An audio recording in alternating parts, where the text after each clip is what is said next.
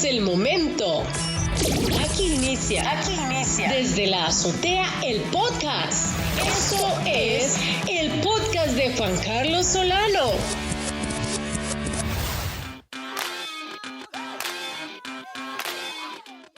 Muy buenas, estimado oyente, bienvenidos a un episodio más de Desde la Azotea. Hoy tenemos un invitado demasiado especial. Tenemos hoy a Byron Salazar. Él es líder, él es pastor, es comunicador. Byron, te damos la bienvenida. Gracias por estar por acá. Muchas gracias, Juan Carlos, y gracias a todos los que están por ahí conectados. De verdad que estoy muy emocionado de compartir con cada uno de ustedes y pasar un rato bastante interesante, aprender, de pronto reír juntos y que al final podamos decir, hoy se nos sumó un granito de arena a nuestro conocimiento y a nuestros sueños y anhelos. Byron, quiero entrar en materia. ¿Cómo cumplimos con la misión de nuestra vida? A pesar de todas las cosas que nos suceden. Todos vinimos a hacer algo. ¿Cómo lo hacemos a pesar de? Bueno, vieras que hace unos días atrás he estado leyendo mucho de un escritor que se llama Mike Murdock. Es impresionante la sabiduría de este hombre. Muy bueno. Y una de las cosas que él dice para poder llegar a encontrar nuestro propósito en la tierra es que tenemos que aprender a identificar cuáles son esas áreas que a nosotros nos molestan y nos enojan. Y esas áreas que nos enojan, que nos molestan, que nos llenan de cólera, como diría el buen tico, son las áreas específicas donde nosotros hemos sido creados para trabajar o para solucionar. Nunca trabajaremos o haremos algo con tanta pasión como eso a lo que nos frustra o eso que nos enoja en ocasiones. Para poderlo ilustrar mejor, hay personas que de pronto sienten mucha ira al ver el maltrato animal o ver los animales sufriendo, etcétera. Muy probablemente estas personas fueron llamadas a trabajar exclusivamente con animales, a ser veterinarios o rescatistas, etcétera. Y es porque ahí es donde está el área que les enoja, ¿verdad? Y como está esa área que les enoja, pues evidentemente tratarán de solucionar eso con una pasión muy, muy fuerte. Una persona que se molesta viendo indigentes en la calle, muy probablemente fue llamada a trabajar con ellos para solucionar ese problema. ¿Cómo cumplir con la misión de nuestra vida a pesar de todo lo que nos sucede? Yo creo que lo principal es saber y tener muy en claro para qué fui creado, ¿verdad? Primero tener bien fundamentado eso, cuál es mi propósito, cuál es el charco donde yo voy a nadar y donde me voy a desenvolver correctamente. Y una vez que yo encuentro eso, pues evidentemente voy a estar muy enfocado, y ese enfoque y esa pasión que va a arder en mi corazón es la que me va a mantener firme a pesar de las circunstancias que me golpeen a mí. Yo creo que hay dos tipos de mentalidad, Juan Carlos. Sí. Hay dos tipos de mentalidad. Yo le enseño mucho esto a los líderes que tengo a cargo. Hay dos tipos de mentalidad, y es la mentalidad de oveja y la mentalidad de líder. La mentalidad de oveja es la mentalidad de que yo necesito, yo ocupo, chinenme, ¿verdad? Quiero que me consientan y quiero llamar la atención y que siempre estén pendientes de mí, que siempre sepan de mis problemas, de mis adversidades y todo, y que me vengan a alimentar, que me vengan a cuidar y todo. Que lo mimen. Pero exactamente, que lo mimen. Ese es el tipo de mentalidad de oveja, que me mimen y que me den y que siempre estén pendientes de mí. Pero está el otro tipo de mentalidad, que es la mentalidad de líder.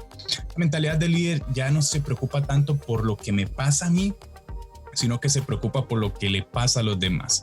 Y son dos tipos de mentalidad totalmente distintas. Entonces yo creo que una persona que ya tiene bien definido su propósito en esta tierra tiene que aprender a tener una mentalidad de líder. Y la mentalidad de líder es, a pesar de que a mí me está yendo mal, yo me voy a desgastar para que a los demás les vaya bien. Yo creo que el mejor ejemplo de esto, metiendo por ahí un poquito a la Biblia, yo creo que el mejor ejemplo de esto podría ser Jesús, ¿no? Jesús llevó latigazos, sufrió abusos de todo tipo, fue golpeado, azotado, escupitajos, insultos. Y él, sin importar la situación y la crisis que estaba enfrentando, se desgastó con tal de entregar su vida por aquellos que estaban perdidos. Creo que la pasión, el enfoque y el propósito tiene que ser muy básico para poder alcanzar mis sueños. Y la mentalidad de líder, no de que se preocupen por mí, sino yo preocuparme por los demás. Qué importante eso que dices, Byron. Hace poco, de hecho, leía parte de la historia de un líder político, bueno, un poco actual, Nelson Mandela, sudafricano. Muy bueno. Este hombre que estuvo preso muchos años por ciertas razones, ¿verdad? Todo gira de alrededor de algo político, algo, ¿verdad? Todo esto. Pero este hombre lo que hace en la cárcel es cultivarse. Uno lee lo que él publica después de que sale y él dice que él hacía ejercicio, que leía muchos libros, leía la Biblia también. Sí. Y yo creo que el personaje, la persona de Jesús que él descubre en las escrituras, en la Biblia, lo marcan mucho, porque esto que vos me decís de cómo actuó, cómo reaccionó Jesús a pesar de todo lo que recibió, me recuerda un poco lo que Nelson Mandela hizo una vez salió de la cárcel, cuando se topó con muchas personas que lo maltrataron ahí adentro, pero que cuando él luego sale y se convierte en presidente, nunca usa su poder para dañarlos, todo lo contrario, más bien les demuestra misericordia, un muy buen trato y les devuelve, yo puedo decir que mucho amor. Entonces, definitivamente, qué importante es para poder, y ojo, Nelson se convierte en un líder, ¿verdad?, de su pueblo. Claro, sí. Y mundial, Único, casi ¿no? que mundial. Mucha gente lo conoce. Hay hasta películas que Hollywood se encargó luego de generar para él o a través de la historia de él. Qué importante esto que me decís de, bueno, para poder cumplir lo que tengo que hacer en la vida, definitivamente es cambiar el enfoque. No es este enfoque de ni victimizarme, ni vengarme, ni enfocarme, ¿verdad?, solo en mí, sino en el servir, en el otro, en qué puedo dar, en casi que renunciar a mí, en el punto, en la perspectiva positiva, para servir a los demás. Me gusta mucho eso que dices. Claro, y es que es como una ley universal, ámense los unos a los otros, ¿verdad? Sí, o sea, es una ley, y amar no tiene que ver con sentimiento. Para mí amar tiene que ver con decisión. O sea, yo voy a decidir amar. De hecho, cuando las personas, a pesar de, porque de hecho si usted ve, por ejemplo, las personas cuando adquieren ese compromiso nupcial, ¿verdad? Cuando contraen matrimonio, en el momento que, por ejemplo, a nivel legal se está casando y adquiriendo ese compromiso, lo que están adquiriendo es un compromiso, no es un sentimiento. Y cuando las personas se están comprometiendo entre sí, lo que están diciendo es yo prometo amarte. No está diciendo yo sentiré amarte. Entonces es un compromiso, no es un sentimiento. Yo voy a estar contigo, yo me comprometo a estar contigo en las buenas, en las malas, en la salud, en la enfermedad. Igual cuando se habla de un matrimonio a nivel religioso pasa igual. Yo me comprometo, yo decido, yo me determino a amar en las buenas, en las malas, en la salud, en la enfermedad, hasta que la muerte nos separe. Entonces creo que ese compromiso de nosotros amar sin importar lo que nos hagan, es el compromiso que realmente va a tener valor en nuestra vida. De hecho, el mismo Jesús decía, o sea, ¿de qué sirve amar a los que nos aman? Aprendan a amar a sus enemigos. Y cumplir nuestra misión en la tierra tiene que ver con eso. Amar a los que están necesitados, a pesar de que los que estén necesitados sean enemigos de nosotros. Y eso es lo que va a generar mucho peso sobre nuestra vida y va a hablar más que las palabras y todo lo que podamos llegar a hacer. Así que definitivamente creo que sí es importante el amor en medio del cumplimiento de la misión que tenemos en esta tierra. El amor es fundamental y aprender a entregarnos de todo corazón. Excelente. Es bueno. Este tema, ya si nos vamos por el lado del amor, es todavía más pesado el asunto. Pero muy interesante todo eso que comentas y le da realmente una perspectiva bastante interesante a este punto de bueno, si quiero cumplir la misión de vida, pero me han pasado muchas cosas. Bueno, tocamos algo muy importante y es que definitivamente debemos decidirnos a pesar de a hacerlo, y eso va a involucrar nos va a empujar a amar a mucha gente que quizá no lo hizo con nosotros, que no nos trató bien. Claro. Porque, ojo, el ser humano es un ser social, o sea, no vive en una isla solo, como ermitaño, ¿verdad? Vivimos aquí en sociedad, entonces, por lo tanto, las cosas que nos suceden están correlacionadas con otros seres humanos. Entonces, Sí, totalmente. qué bueno esto que me decís. Y yo creo que mucha gente, ¿cuántos bestsellers, verdad? De 400 páginas, en el fondo lo que intentan decirle a la persona que desea triunfar es, ¿sabe qué? Tome la decisión de amar al mundo en el que está y Ajá. actuar en pro de. Y desgastarse por él. Exacto. Que de hecho, hace unos días estaba escribiendo unos manuales Ajá. y estaba escribiendo acerca de la oratoria, de los principios de la oratoria, cómo exponer un mensaje en público, cómo preparar un bosquejo, etcétera. Ajá. Y me gustó una frase que leí y me fascinó muchísimo, que decía, si lo que vas a hablar en 1 hora no lo puedes decir en 10 palabras, no sabes qué es lo que vas a hablar. Uy. Y me fascinó, estuvo buenísimo. Entonces yo creo que eso que acaba de decir es muy interesante. Hay personas que han escrito libros de cientos de páginas tratando de decir algo que de pronto con una oración pequeña uno podría mencionarlo, ¿no? Entonces yo creo que se han dado principios muy buenos, ¿verdad? Sí. Tener bien definido el propósito, mi identidad tiene que estar muy bien definida, el saber que tengo una mentalidad diferente a los demás, o debo tener, mejor dicho, una mentalidad diferente a los demás, mentalidad de líder que me desgasto por los demás, amar a todos, aunque no me amen, y saber que el gran premio es desgastarme no solo por las personas que me aman, sino también por aquellas que quizás no es recíproco ese amor. Ese es el éxito y así es como se alcanzan las conquistas en la vida. Y dejar a un lado lo que nos esté pasando a nosotros, enfocarnos primero en los demás y así como nosotros provocamos honra, la honra también vendrá sobre nuestra vida en su debido tiempo. De hecho, hay un versículo, nada más con esto quiero cerrar de pronto esa parte.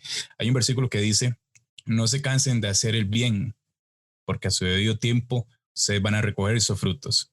Entonces, a veces uno dice, no, pero es que me va tan mal en la vida y cómo quieren que encima yo esté ayudando a los demás. No, usted no se cansa de hacer el bien, siga haciéndolo, que tarde que temprano ese bien también vendrá de vuelta a tocar la puerta de su vida. Muy bueno, muy bueno. Y yo quiero ayudar a cerrar este punto con lo que vos lo iniciaste de usando una analogía de ovejas y líderes y esto. Yo quiero también aquí meter la cuchara. Y recuerdo una frase que leí de un antiguo general de cierto ejército que decía que él le tenía mucho miedo a enfrentar un ejército de ovejas liderado por un león, más que a un ejército de leones liderado por una oveja. Y ahí la importancia, ¿verdad? De voy a asumir el rol y voy a convertirme en todo un líder. Muchas gracias, Byron. Está muy buena, está muy buena. Sí, muy buena. Apuntarla por aquí. quiero brincar y dar el paso. Segundo punto del día de hoy. Confianza en las personas, Byron. ¿Cómo? Porque eso es muy importante. A veces uno dice, ok, debo confiar. ¿Cómo confiar en las personas? Porque ese cómo implica muchas cosas que deberíamos de tomar en cuenta. Algunos, ¿verdad? Algunos principios, algunos lineamientos que nos ayuden un poco, ¿verdad? O que nos puedan servir, que nos puedan ubicar, direccionar para hacerlo de manera cada vez más exitosa. Creo que ese es el término, exitosa, más eficaz. Sí. Este tema me fascinó. Aquí yo creo que vamos a durar 1000 horas. Este tema está muy bueno. Y yo creo que está muy, muy ligado al primero que estábamos comentando. También que por ahí metimos un poco el tema del amor y todo eso. ¿Cómo confiar en las personas? Este tema me fascina. Yo creo que todo el significado yo lo puedo resumir en una sola palabra o la respuesta la puedo resumir en una palabra y la palabra sería relación. Jamás en la vida yo voy a confiar en alguien con el cual no me relaciono. Yo creo que la base de toda confianza tiene que ver con la relación. Por ejemplo, yo puedo tener un bebé recién nacido y le puedo decir, no sé, a mi hermana, hermano, ¿usted me podría ayudar a cuidar a mi bebé recién nacido? Y yo a ojos cerrados le voy a entregar el bebé recién nacido a ella porque yo la conozco, porque es mi hermana, porque sé quién es, porque he pasado toda la vida al lado de ella y voy a tener la seguridad y la tranquilidad de que ella lo va a cuidar bien porque es de mi suma confianza, puesto que la conozco porque me he relacionado con ella. Pero si por A por B, Juan Carlos llega y me dice, no, Byron, mira, tranquilo, yo tengo una amiga que le puede cuidar a usted el bebé. Por más que usted me diga que esa amiga es la mejor niñera del planeta y todo, yo le voy a decir, vea, Juan Carlos, muchísimas gracias, no nos llame, ahí nosotros nos comunicamos. Claro, porque de pronto puede que sea cierto, puede que la persona sea súper buena y todo, pero como yo no me he relacionado con ella y no la conozco, pues no le tengo la confianza debida para poder entregar algo muy preciado de mi posesión. Entonces yo creo que las personas desconfían cuando no han aprendido a relacionar, cuando desconfían cuando no conocen y no conocen cuando no han aprendido a relacionarse a profundidad. Entonces yo creo que las bases para tener una excelente confianza es primero conocerse, y las bases para conocerse bien tiene que ver con la relación y el tiempo compartido.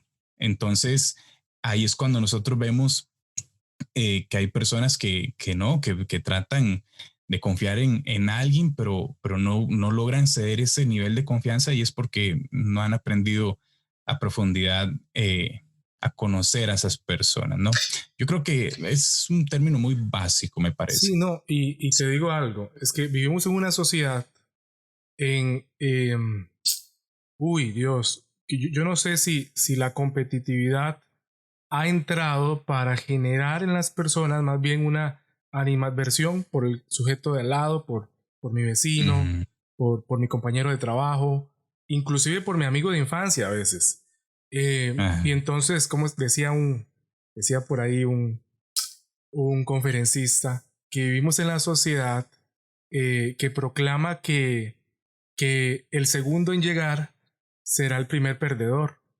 Entonces, en ocasiones entramos en un ritmo de competitividad que no nos permite brindar cierta confianza al otro, que ese otro me puede brindar cosas muy buenas. Ojo, también, ¿verdad? Sí.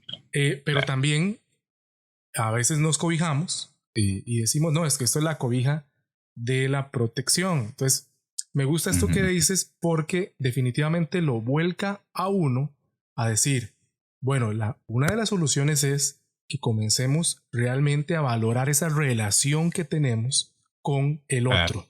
Esto es algo que tendríamos que detenernos a cultivar más hoy, en una sociedad en donde el trato, la relación personal, sujeto face to face, cara a cara, está cada día más, no sé, más lejana, más desvalorada, inexistente a veces, ¿verdad? A veces, bueno, ahorita nosotros estamos en una comunicación cara a cara, pero virtual, ¿verdad? Aparte porque estamos en una situación de emergencia, ¿verdad? Entendemos, por pandemia, pero ¿cómo esto que decís, que apuntas de qué importante es la relación entonces, cómo la misma sociedad, el mismo momento, nos está golpeando, ¿verdad? A casi no permitirlo. Entonces ¿cómo? ¿Verdad, Byron? ¿Cómo resolvemos relacionarnos pensando en esto, Byron? Pensando en que relaciones con otras personas nos pueden traer grandes beneficios. ¿Qué podríamos tomar en cuenta para impulsar, para cultivar estas relaciones con otros? Bueno, yo creo, primero, nada más antes de arrancar con por ahí respondiendo eso. Este punto se las trae. Sí, es muy profundo. Vamos a darle por varios frentes. Sí, va por varias partes. Porque, digamos, este punto es muy bueno porque lo podemos aplicar para muchísimas áreas de nuestra vida. Por ejemplo, a nivel laboral, vamos a aplicarlo a nivel laboral. Yo necesito provocar que mis clientes tengan confianza en mí y en mi producto. Pero ¿cómo yo voy a provocar que ellos tengan confianza en mí y en mi producto? Cuando, por ejemplo, yo creo que esto es algo muy importante que tenemos que tener en cuenta.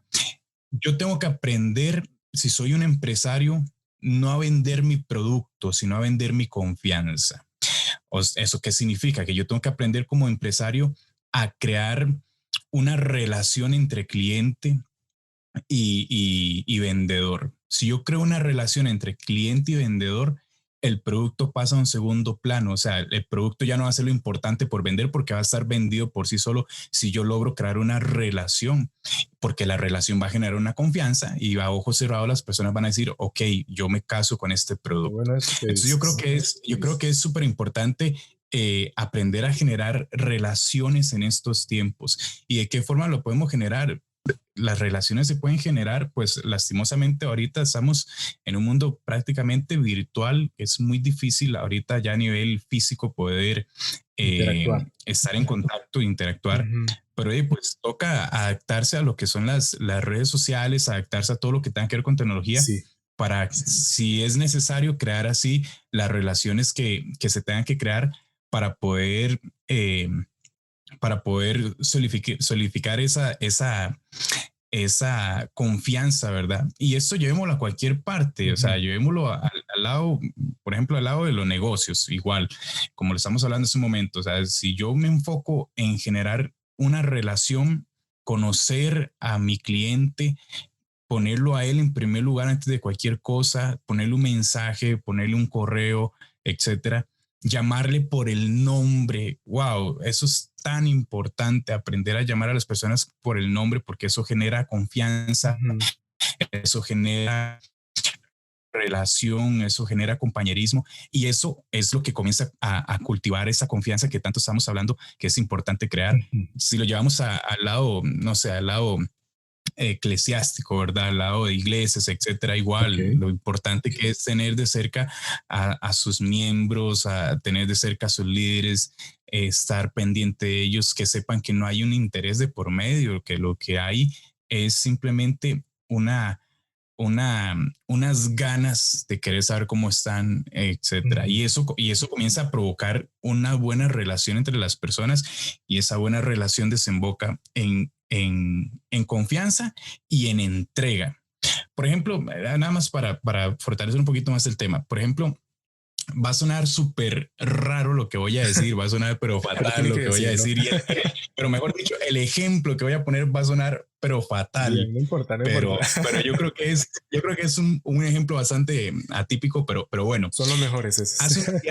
Hace unos días estaba viendo una serie de televisión de Pablo Escobar, de Pablo Emilio Escobar Gaviria. Sí. Y resulta que estaba viéndola y es interesante, lo atrapa uno el personaje y cómo desenvuelve la historia. Pues resulta que me di cuenta que uno de los sicarios de Pablo Escobar aún está vivo. Se llama John Jairo Velázquez Vázquez, alias Popeye. Él está vivo hace un poquito tiempo. Este año murió de un cáncer en el estómago. Sí. Y entonces él comenzó a hacer entrevistas, ¿verdad? Comenzó a ceder entrevistas a los diferentes medios de comunicación y se hizo youtuber y todo este hombre, se montó en esa ola tecnológica. Sí, se hizo un farandulero y todo. Y resulta que este hombre dijo algo muy interesante. Le preguntaron, ¿quién es Pablo Escobar? ¿Quién fue? O sea, ¿quién fue Pablo Escobar? Y entonces él dice, ok, Pablo Escobar fue un asesino, sí. Pablo Escobar fue un terrorista, fue narcotraficante, fue agresivo, fue abusador, empezó a dar un montón de características horribles de Pablo Escobar, y al final de esto, John Jairo Popeye dice, fue asesino, violador, fue narcotraficante, terrorista, pero sobre todas las cosas fue mi amigo, y eso por siempre será. Wow, a mí eso me voló la cabeza. Claro. Entonces Popeye decía, ese hombre se desgastaba por nosotros, él nos amaba, y no he conocido una persona que nos amara tanto como él, que nos cuidara tanto como él, y era la regla básica dentro del cartel en el que tenían. O sea, él se desgastaba por nosotros, éramos como sus hijos. Y qué interesante, porque esa relación que generó Pablo Escobar con sus sicarios, por eso digo que qué ejemplo más horrible, pero es interesante. Pero esta relación que generó este hombre con su equipo de trabajo creó tanta afinidad en ellos que aún 25 años o no sé cuánto más de su muerte, estos hombres continúan siendo leales a él, continúan honrándolo, continúan yendo a su tumba a dejarle flores, a limpiarle y todo, después de tantas décadas de su muerte. Ujú. Y es porque él creó una relación tan fuerte entre ellos que generó esa confianza en ellos de entregarse por completo a la vida de Pablo. Y, y ellos, de hecho, este Popeye dice, yo ni pensaba en la plata o en la recompensa que yo podía tener de Pablo Escobar. Ujú. A mí con solo verlo feliz me alegraba el día. Wow. Entonces, eso es porque Pablo invirtió tiempo, invirtió relación en ellos y esto produjo confianza en ellos para decir, yo me caso con él Ujú. y hasta lo último con él. Entonces, estas relaciones es lo que van a provocar que las personas se casen con una visión, se casen con un producto, se casen con una empresa, se casen con lo que sea. Relaciones creo que es lo más básico para aprender a confiar en las personas y ligarnos a la visión, producto, etcétera, que tengan las demás personas. Muy bueno. No, no, impresionante. Que nos queda a todos, queda el oyente, ¿verdad? Ahí que nos está ahorita escuchando, lo importante que debe ser el no descuidar o el cultivar las relaciones con las demás personas, ¿verdad? Llámese familia, amigos. Qué Sí. importante es esto, la amistad. Había un Mm. filósofo griego eh, que decía que existían tres tipos de amigos. Él decía que estaban los amigos de utilidad, o sea, esas amistades que llegan a la vida porque por algún convenio, en algún momento Mm. de la vida, ¿verdad? Que hay un Algo beneficio que me mutuo, beneficia. ¿verdad? Entonces Ajá. son amistades de utilidad. Es por algo que están haciendo y por eso somos amigos. Mm. Los amigos pasionales que tienen que ver con divertimento, ¿verdad? Con todas estas cosas que nos unen, generalmente en la adolescencia, ¿verdad? Que a veces uno es Sí. un tanto inmaduro, pero lo unen otras cosas más que la razón, sino, Mm. ¿verdad? Otras cuestiones. Y habla de los Ujú. amigos, de la amistad de verdad, Qué bueno. de la buena amistad, decir, que son estas personas con las que compartimos una misma manera de ver la vida o simplemente nos hacemos clic, nos enlazamos tanto, ¿verdad? Que nunca nos apartamos más. Claro. Ojalá, qué bueno, ¿verdad? Qué bueno cómo el cultivar las relaciones con otros nos puede llevar a generar amistades de las buenas, ¿verdad? De esas. Sí, y yo creo que esas relaciones se fortalecen con detalles. Ujú, Yo creo que ujú. ni siquiera es con muchísimo tiempo pasando juntos, sino con detalles pequeños. Como por ejemplo, le decía hace un ratito, Sí, el llamar a las sí. personas por su nombre. Esos detalles son, pero impresionantes. Por ejemplo, hace ya varios meses he estado recibiendo unos correos de, de una persona muy importante ahí, con ciertos mensajes, etcétera. Sí. Y a mí lo que me llamó la atención desde el primer día que me empezó a enviar mensajes y a compartir y todo, fue que desde el primer día me llamó por mi nombre. Bueno. Y va a sonar extraño porque la gente tal vez de pronto no le toma como cierta importancia a eso, pero ese detalle que escribiera un correo poniendo mi nombre, no que introdujera el correo como que si fuera X persona, sino simplemente poner, hola, ¿qué tal, Byron? Un placer saludarte. Que haya puesto mi nombre, para mí ese detalle significó tantísimo que me compró. O sea, me ganó esa persona. Entonces yo creo que cuando nosotros nos empeñamos en esos pequeños detallitos, ¿verdad? Llamar a las personas por su nombre, poner un mensaje simplemente para saber cómo se encuentran, eh, aliarnos a sus dolores, aliarnos a sus éxitos. Cuando nos enfocamos en esos pequeños detalles, generamos relaciones, generamos conocimiento y todo desemboca en confianza. Y la confianza creo que es una de las virtudes y valores más importantes en el universo. Si no confiamos en alguien, en vano es estar al lado de esa persona o de esa empresa o etcétera, o organización. Pero si confiamos, ya tendremos prácticamente la guerra ganada en cualquier cosa que vayamos a emprender. Entonces yo creo que los detalles son muy importantes. Excelente. Excelente, Byron. Quiero dar el salto al siguiente punto y es los errores y cómo manejarlos, porque cómo nos equivocamos en la vida. Y yo creo que de este lado de Occidente, porque uno se detiene a veces y ve la parte Oriente y ve que esas sociedades a veces entienden el error o inclusive enseñan a las personas a lidiar, ciertos países, pero no todos, pero en la parte de Oriente, a lidiar con los errores desde otro enfoque, otra perspectiva. Pero en Occidente a veces somos un tanto radicales en algunas cosas y tratamos de casi a veces enseñarle a la gente que si se equivoca simplemente o no sirve o está descartado. Bueno, a veces uno lo ve con hasta con los sistemas de calificación de evaluación en los sistemas educativos, ¿verdad? Hay una escala numérica muy precisa de 1 por 1 los valores, ¿verdad? Del 0 hasta el 100 para definir quiénes están como en rojo y quiénes no están en rojo. Bueno, hay todo, ¿verdad? Un entramado, es una estructura que quiere definirte, quiere colocarte en un lugar a raíz de cuánto te equivoques. Que si te equivocas mucho, entonces eres, por ejemplo, voy a irme al lado educativo, un estudiante de notas rojas, por lo tanto, entonces esto dice que no eres de los mejores. Wow. Y esto marca las vidas de muchas personas, ha marcado. Eso por ese lado, pero podríamos hablar por otro lado, ¿verdad? En el área laboral, en el área, como vos lo mencionaste, eclesiástico, congregacional, gente que que tiene una vocación por servir a otros, por trabajar, pero que también tal vez no lo ha hecho bien o del todo bien dentro de lo que cabe a nivel de sistema, y entonces se siente como, bueno, ya no sirve. Y me sorprende esto y quiero decir algo muy interesante. Conversaba con un amigo argentino que tiene un proyecto para de tratar residuos, ¿ok? Y entonces él nos enseñaba algo muy interesante, que aún lo que la gente desecha en las casas tiene una utilidad. Eso nos enseña algo muy importante, ¿verdad? Que aún entonces aquello que pensamos que no nos salió bien, que no es tan útil, entonces vemos que tiene una utilidad. Byron, ¿cómo podemos manejar esos errores?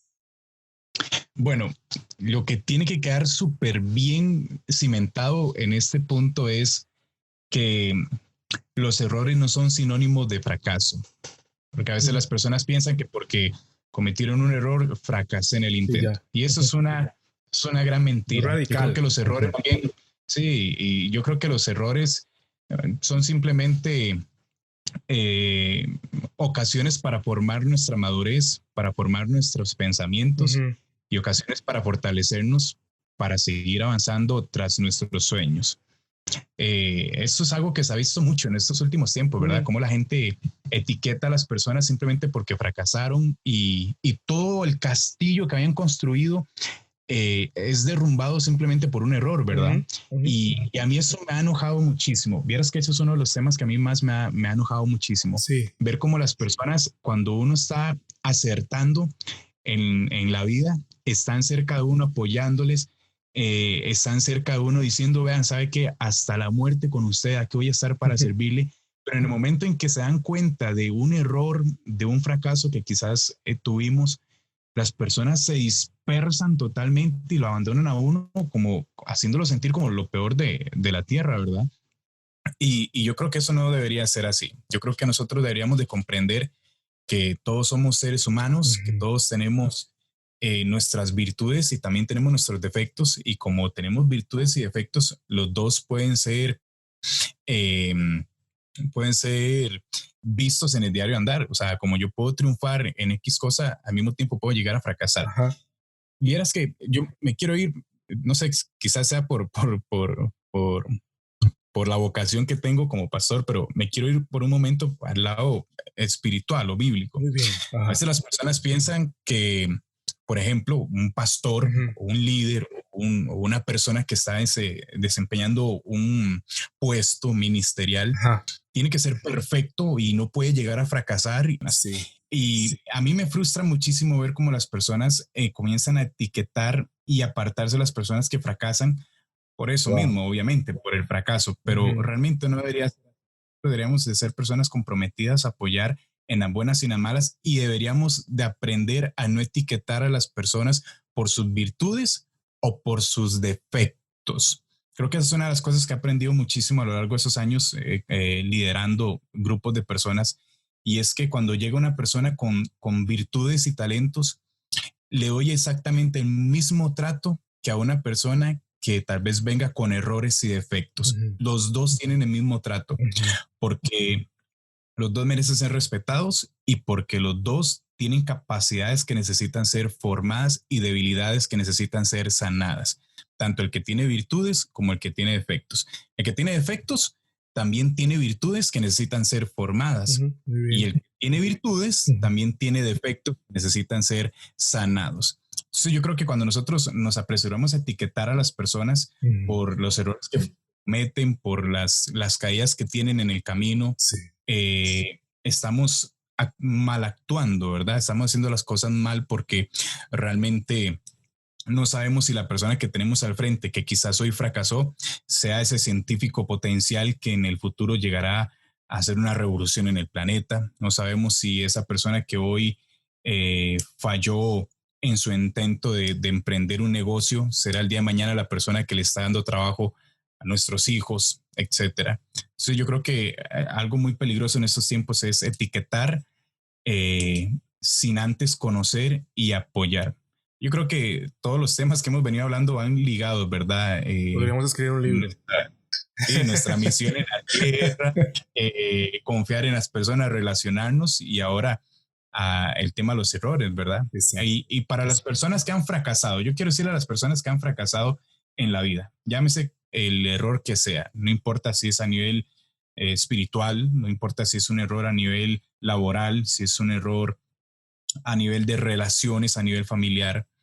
Lo importante en esta vida es aprender a aceptar, a soltar, a perdonar y a soltar en ese orden. Aceptar lo que sucedió, perdonar o pedir perdón y soltar el fracaso y volverlo a intentar, punto. Yo creo que por eso las personas a veces se quedan estancadas en ese estanque de, valga la redundancia, en ese estanque de fracaso, ¿verdad? Porque no aprenden a aceptar que cometieron un error y como no aprenden a aceptarlo, jamás en la vida aprenderán a solucionarlo, ¿verdad? No aprenden a perdonar, porque a veces las personas fracasan porque alguien los hizo fracasar. No aprenden a perdonar y no aprenden a soltar. En otras palabras, a decir, bueno, sí, fracasé, voy a dejar eso en el pasado y voy a volverlo a intentar. Yo creo que ahí está el arte de la victoria, en la constancia, ¿verdad? Y mientras más constante sea y terco para volverlo a intentar una y otra vez, allí voy a alcanzar el éxito en todo lo que emprenda. Entonces los errores yo creo que se manejan con la aceptación, con el perdón, el soltarlos y el volver a intentar eso que yo quiero llegar a alcanzar en la vida, punto. Porque si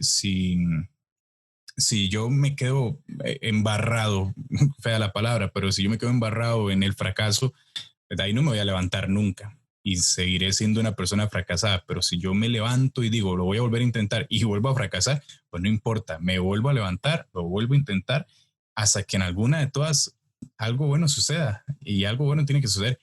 Pero hay algo aquí súper interesante que quiero meter, que tal vez sea contradictorio a lo que estoy diciendo, no pasa pero nada.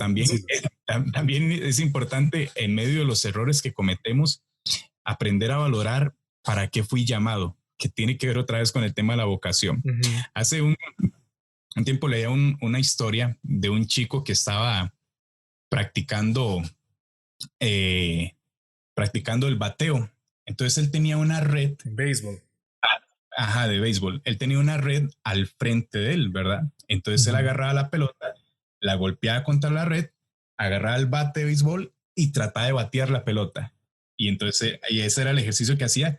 Y él decía, yo voy a ser el mejor bateador de todo el universo. Wow.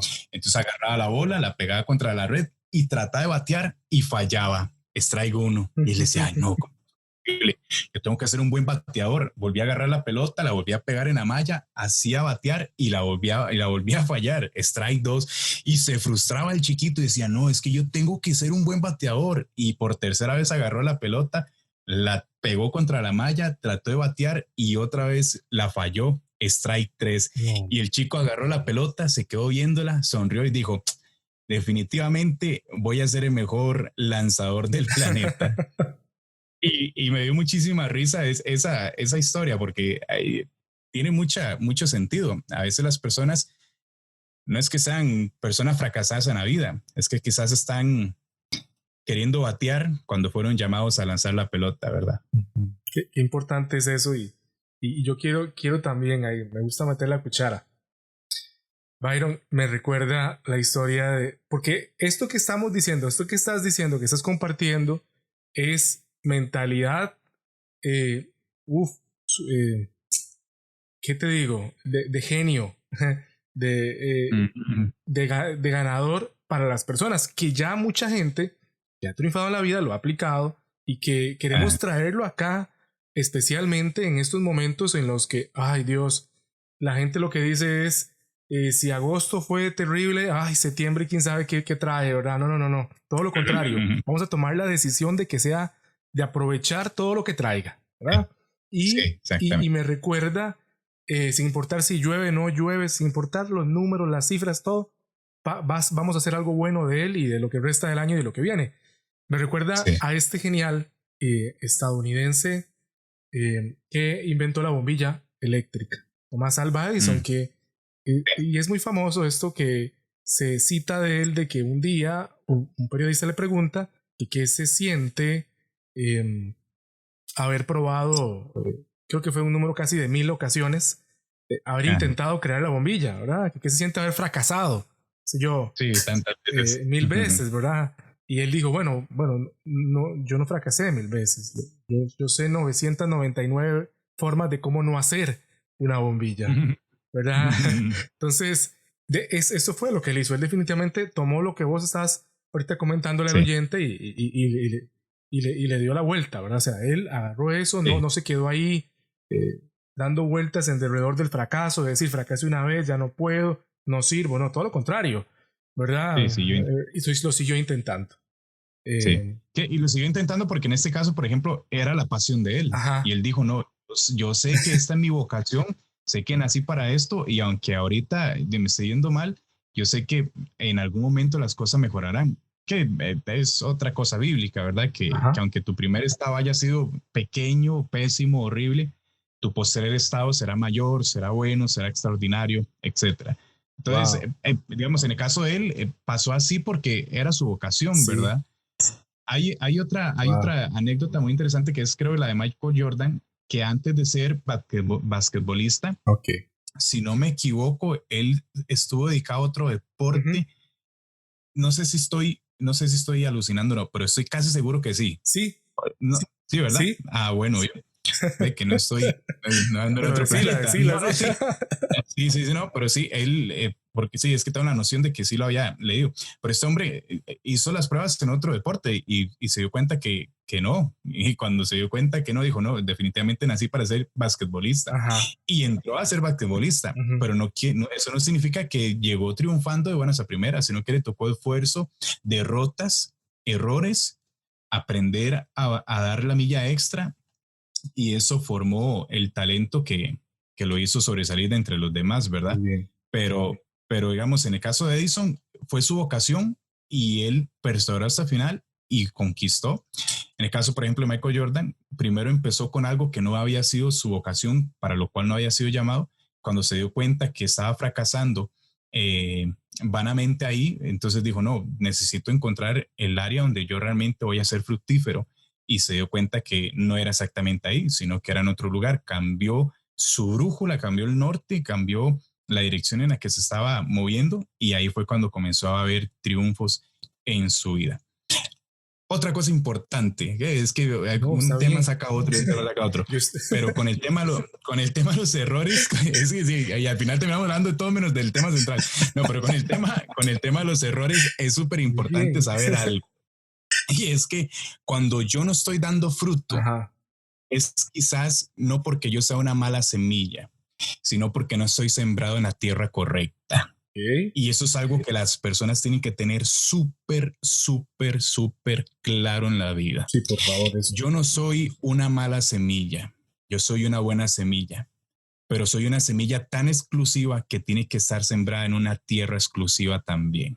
Entonces, las personas cuando tienen una vida constante de fracasos, no es porque sean unos fracasados, es porque quizás no han encontrado todavía la tierra idónea donde plantar su semilla, la tierra idónea donde plantar sus sueños, la tierra idónea donde plantar sus proyectos, donde plantar sus anhelos, etcétera. Entonces, ese es un tema también muy importante. No es solamente cómo manejar el error, sino también saber si ese error es producto de que no estoy sembrado en el lugar correcto, ¿verdad?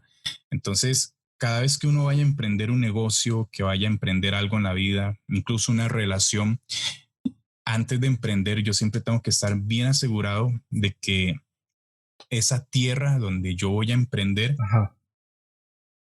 es la tierra idónea, ¿verdad? En la que yo voy a fructificar, porque si ya llevo largos periodos de tiempo sin ver frutos, es un tema de analizar también, no es nada más un tema de aceptar y decir, y bueno, sí, voy por el intento 1.200.000. No, es también decir, bueno, si ya vi que estoy golpeando tanto acá y no estoy fructificando, debe ser porque no estoy sembrado en el lugar correcto, que fue lo que le pasó al chico de la historia, ¿verdad? Estaba sembrado como bateador y el tipo se dio cuenta que no había sido llamado para eso. Y cuando cambió de tierra y se enfocó en ser mejor lanzador en vez de bateador, fue cuando comenzó a fructificar. Entonces, los fracasos no son malos, pero son necesarios analizar para saber si realmente lo que estoy haciendo es mi vocación y tengo que seguir intentándolo, o si realmente esa tierra no es mi tierra y tengo que aprender a sembrarme en otra parte. Impresionante, muy bueno. Ese es el broche para ese punto. Gracias, Byron. Quiero ir de una vez a la felicidad en un mundo imperfecto, Byron. Vean, nos venden la felicidad por todo lado. Sí. Nos venden en película, en libro, bueno, por dónde no, en camisas, en tazas. Sí. Inclusive tenemos la felicidad ahí puesta en un lema muy costarricense y que es el pura vida. ¿Cómo está? Pura vida. Eso quiere decir como que estoy feliz, estoy bien. Sí. Y puede ser que estamos pasando un momento un tanto convulso por alguna situación, pero pura vida, ¿verdad? Y la felicidad en un mundo imperfecto, quiero abordarlo en primera instancia y que vos me ayudes, Byron. ¿Cómo podemos primero ser felices en este mundo imperfecto? Porque entonces uno dice, entonces, primero, ¿qué es ser feliz? Bueno, primero, ¿verdad? ¿A qué me refiero con felicidad? Sabemos que el mundo, eso sí todo el mundo está de acuerdo con que el mundo no es perfecto. Cualquier persona aquí o en el otro lado del mundo sabe que el mundo no es perfecto. Pero en lo que no se ponen de acuerdo es en qué es felicidad. En eso sí no se ponen de acuerdo. Y dicen que es relativo, que depende, que felicidad es esto, que felicidad es lo otro. Pero bueno, ese es un punto, yo sé que es escabroso. O sea, no es sencillo, es como escalar una montaña sin arnés. Pero bueno, ¿cómo somos? ¿Cómo podemos, desde tu perspectiva, cómo podemos entonces alcanzar felicidad en este mundo que ahora sí todos estamos de acuerdo de que no es perfecto? Bueno, yo creo que aquí nosotros podemos agarrarlo por varias ramas. Podemos verlo desde un punto de vista filosófico y comenzar a filosofar de qué es la felicidad, por qué la felicidad, realmente necesito la felicidad, cómo obtengo la felicidad. Podemos verlo también desde un punto de vista poético. La felicidad la podemos encontrar en los pequeños detalles de la vida. La felicidad no son las grandes victorias, sino esos momentos donde yo me siento bien conmigo mismo. La felicidad no tiene que ver con sentirme rodeado de muchas personas, sino con las 3, 4 personas que componen mi núcleo, mi círculo. Mi burbuja. ¿Verdad? Mi burbuja. Hay muchas formas de cómo interpretar la felicidad. Pero yo creo que nosotros, aparte de la felicidad que es súper necesaria tener, y quizás con esto me salga un poquito del tema, lo que nosotros necesitamos es plenitud. No tanto, bueno, obviamente felicidad, pero yo tengo que llegar a un estado de plenitud. ¿cuál es la diferencia a mi criterio entre una y otra? Sí. Que la felicidad siempre va a ser afectada o influenciada por todos los agentes externos, ¿no? Todo lo que yo veo, lo que yo oigo, lo que yo siento, huelo, pruebo, va a venir a afectar mis emociones, y como va a afectar mis emociones, evidentemente va a generar felicidad, ira, enojo, etcétera, a mi vida. Entonces, si yo tengo un buen día, voy a terminar feliz, voy a decir, bueno, la verdad es que a pesar de que vivo en un mundo imperfecto, en mi pequeño mundo, ¿verdad? Las cosas salieron bien hoy, me siento bien, me siento feliz y listo, y voy contento para la cama. Pero lo que pasa es que si al día siguiente yo amanezco y amanece lloviendo y tal vez fue un día pesado y tal vez mi jefe me gritó, tal vez mi esposa me dijo X cosa, mis hijos aquí, que allá, y comienzo a tener ciertas influencias externas malas, negativas, van a comenzar a influenciar mi alma, mis emociones, y eso va a provocar que la felicidad se extinga tan rápido como llegó, ¿verdad? Entonces, por eso yo creo que lo importante en la vida es aprender a tener un estado de plenitud. ¿Y qué es un estado de plenitud? ¿Qué es un estado de plenitud? Un estado de plenitud es, creo, ese momento en la vida donde yo me siento completo con lo que tengo y con lo que no tengo. Es un estado de vida donde así lo que sea, lo que tenga en la bolsa sean 100 colones, yo puedo decir no me falta nada. Y no es influenciado por el exterior, sino que es una convicción interna. Entonces, cuando yo comienzo a caminar bajo un estado de plenitud, a pesar de que amanezca lloviendo, tronando, o a pesar de que amanezca con un sol bonito y vengan los pajaritos y se pongan en la ventana a cantar, mi pensamiento y mi estilo de vida nunca va a cambiar, ¿verdad? Entonces, en un mundo imperfecto, yo tengo que aprender a tener una vida plena. Y ahí es donde entramos con cómo obtener una vida plena. Yo creo que obtener una vida plena es aprender a valorar lo que tengo, aprender a valorar cada suspiro, aprender a valorar que mi corazón esté palpitando, aprender a valorar que puedo ver, que puedo escuchar, aprender a valorar que puedo caminar, así sea con una muleta, así sea con un bastón o así sea con una prótesis, puedo caminar. Y si no puedo caminar, pues de una u otra forma puedo movilizarme. Pero aprender a valorar esas cosas son las que generan plenitud, y esa plenitud es la que realmente tiene valor en la vida. Porque, como lo decía hace un momento, la felicidad creo que es una emoción pasajera. Cualquier tipo de emoción es pasajera.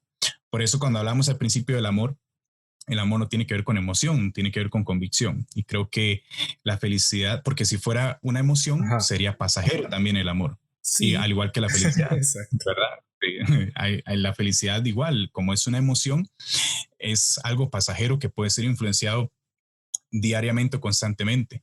Pero la plenitud creo que también es una convicción muy profunda del ser humano. Y si logramos entrar en una plenitud real, yo creo que ahí seremos eternamente felices, definitivamente. Qué tremendo esto, porque me recuerda la historia famosa de la tragedia de los Andes, que don Fernando Parrado, uno de los sobrevivientes, de los muy pocos sobrevivientes, que es conferencista actualmente y siempre va a empresas, va a diferentes instancias a contar su historia, y que muchos otros conferencistas también cuentan la historia de Fernando Parrado para poner a las personas a reflexionar, a hacerle un llamado a ser feliz por medio de agradecer esas pequeñas cosas. Fernando Parrado, que sobrevive a la tragedia de los Andes, siempre narra de que él, ¿verdad? Después de que pasa todo lo que pasó allá en la montaña, donde perdió la mamá, perdió la hermana, bueno, todo lo que fue parte del grupo que cometió canibalismo para poder sobrevivir. Sí. Bueno, eso fue llevar al extremo, ¿verdad?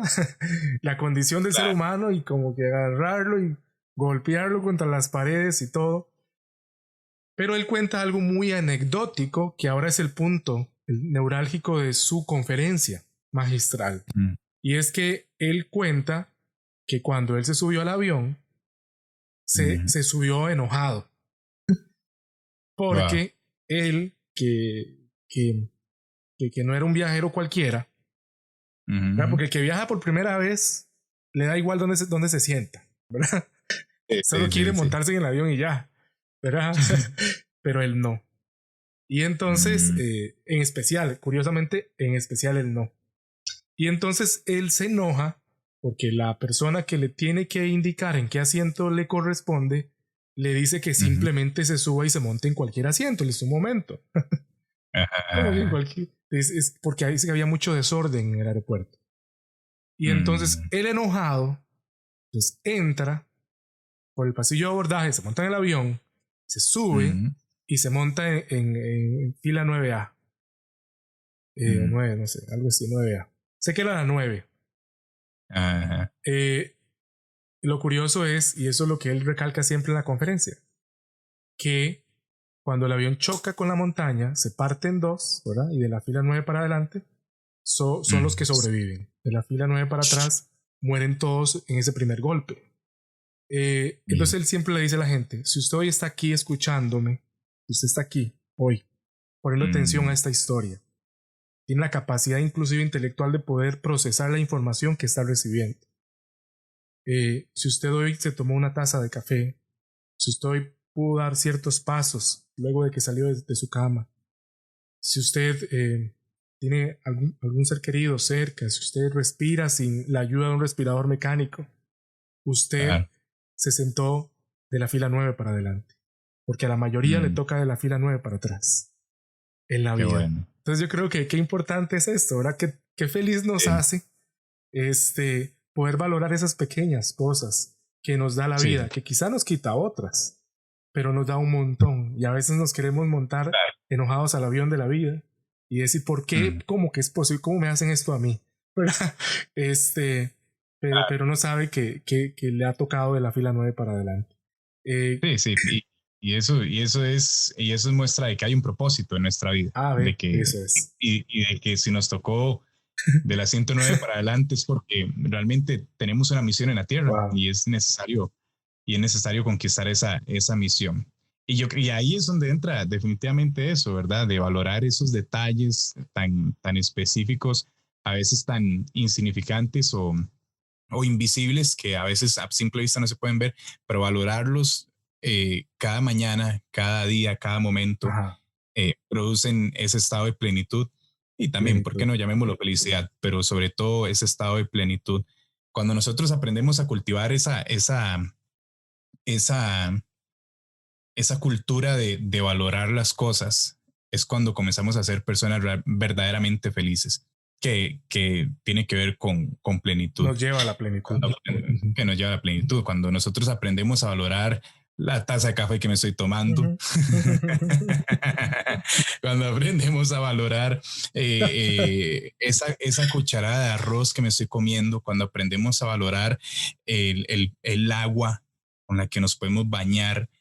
Hace un tiempo escuchaba a un conferencista que decía, usted tiene que aprender incluso a valorar que puede ir a hacer sus necesidades al baño.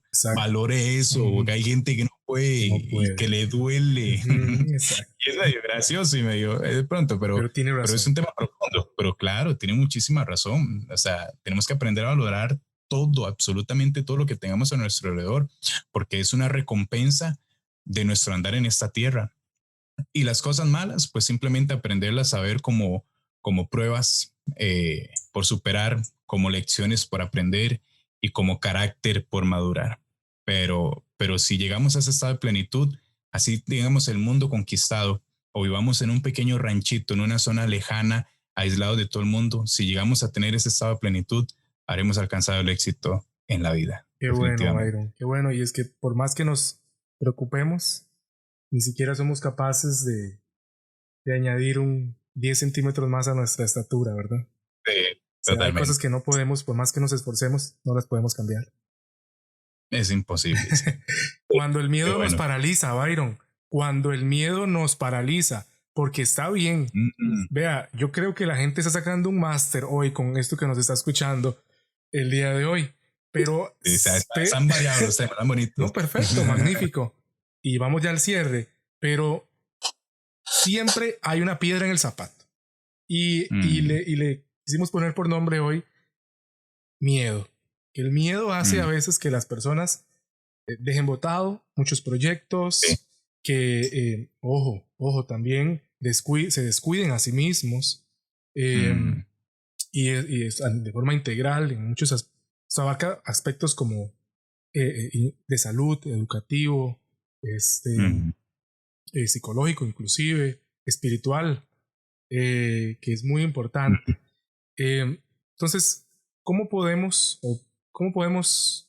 encontrar la ruta para ese individuo, pongámosle, llevémoslo a ese panorama llamado miedo, no nos paralice, podamos seguir? ¿Cómo podemos entrar a eso? Este tema se las trae y está súper. Hace poquito estaba hablando, de hecho, acerca de eso. El miedo. Primero, ¿cuál es la raíz del miedo? Si tratamos de analizar un poquito cuál es la raíz del miedo. Yo me puse a pensar y yo, Señor, ¿cuál es la raíz del miedo? O sea, ¿cuál es el detonante del miedo? Y encontré 2 detonantes, pero buenísimos. Wow. El primero es la ignorancia. O el desconocimiento. Y el segundo es la duda. El miedo siempre tendrá como inicio la ignorancia y la duda. ¿A qué me refiero con esto? Cuando yo quiero emprender algo, lo voy a hacer con la misma confianza si yo tengo el conocimiento de lo que voy a hacer, o espérate para plantearlo mejor porque no lo arranqué bien.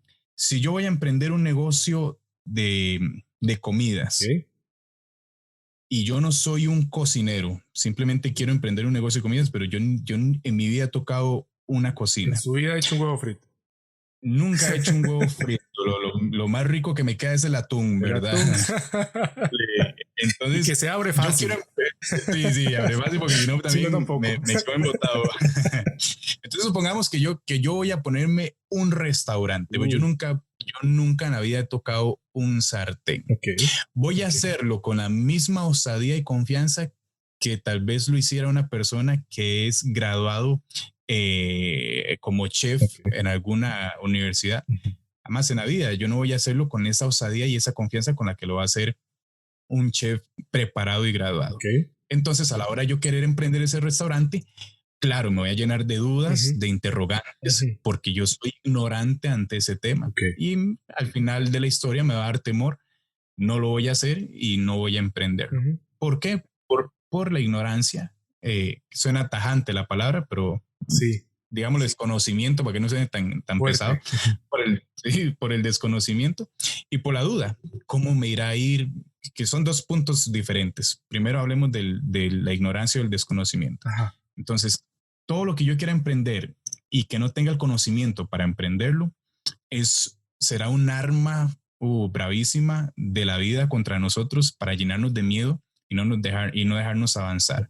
Entonces, si yo quiero emprender algún proyecto y no tengo el conocimiento básico de eso que quiero emprender, evidentemente el miedo vendrá a tocar la puerta de mi corazón. Eso no hay ni que pedirlo, sucederá sí o sí. Pero cuando yo me lleno de conocimiento, cuando yo me lleno de contenido, cuando yo me preparo para una tarea, pueden venir ansias, puede venir expectativa, que en sensación puede ser quizás un poquito similar al miedo, pero no lo mismo. La ansia me genera expectativa y ganas de arrancar. El miedo lo que me hace es, como bien lo dijimos al principio, me paraliza y me hace quedarme frenado y ahogarme en ese temor, ¿verdad? Entonces, si yo soy una persona que me preparo, que tengo conocimiento de lo que voy a hacer, ¿tendré ansias? Claro que sí, pero sobre todas las cosas daré el paso de fe hacia adelante sin temor a fracasar, porque me preparé. Y el segundo punto creo que detona el miedo es la duda, que esa es una de las cosas que más le pasa a la gente. Ya estudié, ya me preparé, tengo el conocimiento, ahora sí quiero emprender, pero es que no sé si hacerlo porque ¿y si sale mal? ¿Y si no es para lo que yo fui llamado? ¿Y si las cosas no se dan? Y se paralizan y se ahogan. De hecho, hace ayer o antier, no me acuerdo, estaba viendo una imagen en Instagram que decía por qué las personas que saben nadar cuando se quedan queditas flotan. Ajá. ¿Y por qué las personas que no saben nadar, cuando se quedan queditas, se hunden? Sí. Y el proverbista dijo, eso sucede porque el miedo pesa, el temor pesa. Wow. Es una persona preparada, una persona capacitada ante un momento difícil, tiene la confianza, se relaja en la vida y va a flotar ante las circunstancias. Pero una persona que no tiene la preparación y que tiene el temor de qué sucederá y si me rescatarán o no, se llena de temor y el miedo lastimosamente pesa, termina hundiéndonos en el temor. De hecho, yo no sé, todo el programa hemos estado hablando he metido un montón de veces la Biblia, pero hay algo interesante. Sí, el libro de libros. Hay algo interesante que dice la Biblia y es que lo que el hombre teme, eso le viene. Y esa verdad es profunda, ¿verdad? Mucho. Porque si nosotros pasamos toda una vida llena de temores, productos de la ignorancia y de la duda, esos temores inexistentes pueden llegar a convertirse en verdaderos monstruos que vengan a atacarnos, ¿verdad? Wow. Que ese es otro punto interesante. A veces nosotros tememos algo que no existe. Correcto. Tememos a un pensamiento que no es real, que es falso. Pero cuando nosotros creemos en esos pensamientos y en esas falsas realidades que nuestra mente a veces trabaja, esas falsas realidades terminan haciéndose realidad, terminan haciéndose verdad, porque lo que el hombre teme, eso le viene. Yo creo que si nosotros no tenemos una mente sana, pensamientos sanos, no tenemos buen contenido en nuestro corazón y en nuestra mente, y nos preparamos, todas esas cosas nos van a llegar a jugar una mala pasada y vamos a terminar viviendo una falsa realidad, producto de nuestra imaginación, pero real por nuestra credibilidad ante esa mentira que formulamos en la mente. Entonces, eso le pasa mucho a la gente. Eso le pasa mucho a la gente que quiere emprender. Cuando quieren emprender un negocio, le ponen tantos peros al asunto, o cuando quieren emprender lo que sea, le ponen tantos peros por el temor al qué sucederá. Exacto. Pero yo creo que la vida cuenta historias de personas que dieron el paso hacia adelante, no de las personas que se quedaron seguras en la barca, ¿verdad?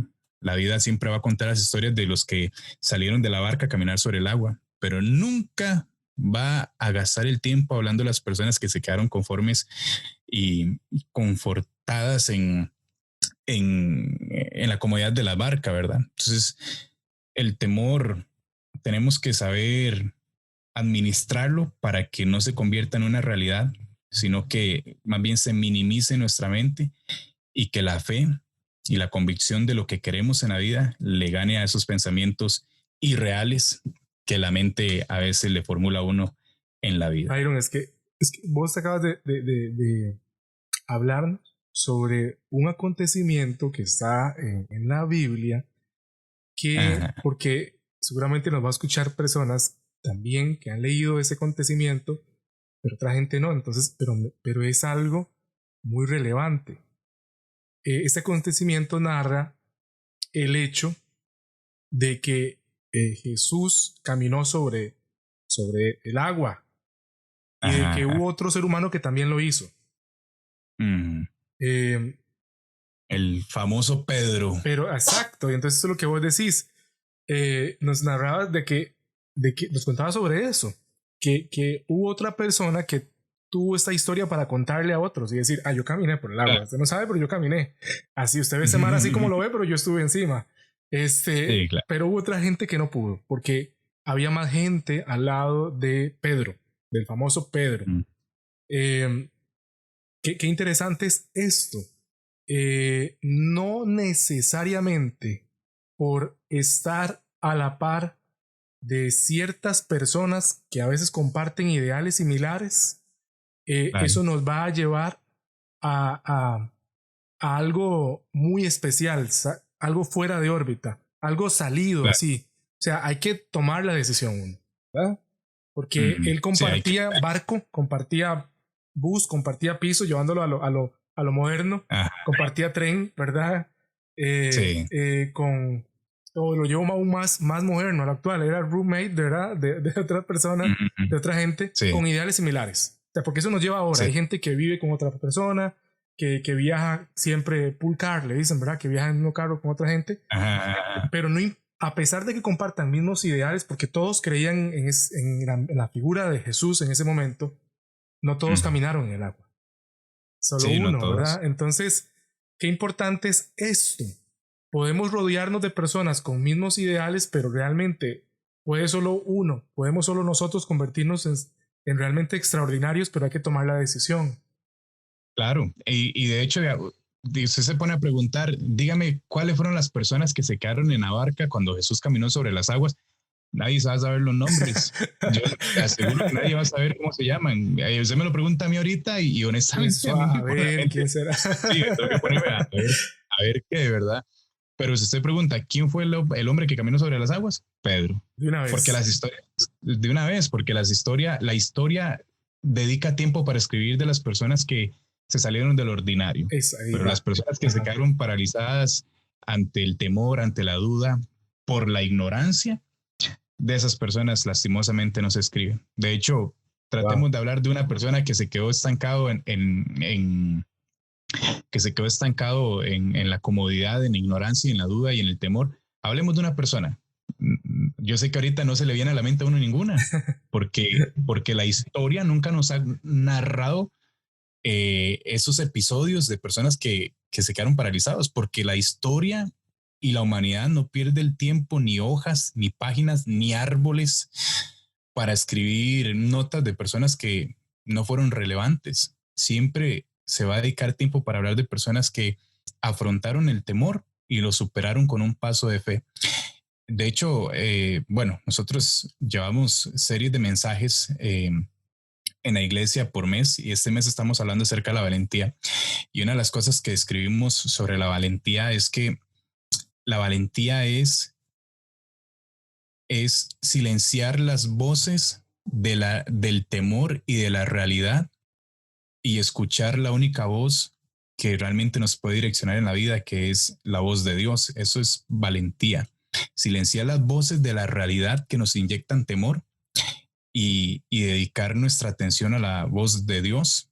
En este caso es nuestro credo, ¿no? A la voz de Dios, que es la que nos puede direccionar en la vida. Entonces, no tenemos que dejar que el temor nos paralice. Una historia más en la Biblia muy interesante es la de Timoteo y Pablo. Pablo era llamado un gran apóstol en aquellos tiempos. Y Pablo comenzó a fundar iglesias en diferentes partes de la tierra. Y no solamente fundaba iglesias, sino que también formaba a líderes, a personas que se encargaran de las iglesias. Uno de tantos líderes que Pablo formó se llamó Timoteo. Y en los últimos días de Pablo de vida, él fue capturado, estaba a punto de morir en Roma, estaba a punto de ser ejecutado en Roma. Wow. Entonces Pablo tomó la decisión de comenzar a enviar cartas a las diferentes iglesias que había fundado, dándole las últimas instrucciones antes de morir, de ser ejecutado. Entonces Pablo le escribe 2 cartas a este discípulo suyo, que era Timoteo. Y en la última carta que Pablo le escribe, en el capítulo número 1, Pablo le escribe algo súper interesante a Timoteo. Timoteo era un joven que estaba poniéndole en el ministerio, era un joven que estaba hablando, predicando, estaba compartiendo con los demás. Era un joven que se veía un buen discípulo y un buen líder, ¿verdad? En aquellos tiempos. Pero de un pronto a otro, Timoteo comenzó a enfrentar algo que se llama el temor. Y ese temor comenzó a paralizar a Timoteo a tal punto que Timoteo, que era el gran líder de esa generación, ya no quería predicar, ya no quería enseñar, ya no quería hablar acerca de Dios. Se encerró y se paralizó a tal punto que él dijo, ya no puedo más. Y en ese instante, Pablo, desde la cárcel, se pone a orar y empieza a pensar cuál será el mejor mensaje, el mejor consejo que yo le puedo dejar a mi hijo Timoteo, a mi discípulo Timoteo. Desde aquella cárcel, ¿verdad? No las cárceles confortables que ahora existen. Desde aquella cárcel, sí, no, ¿verdad?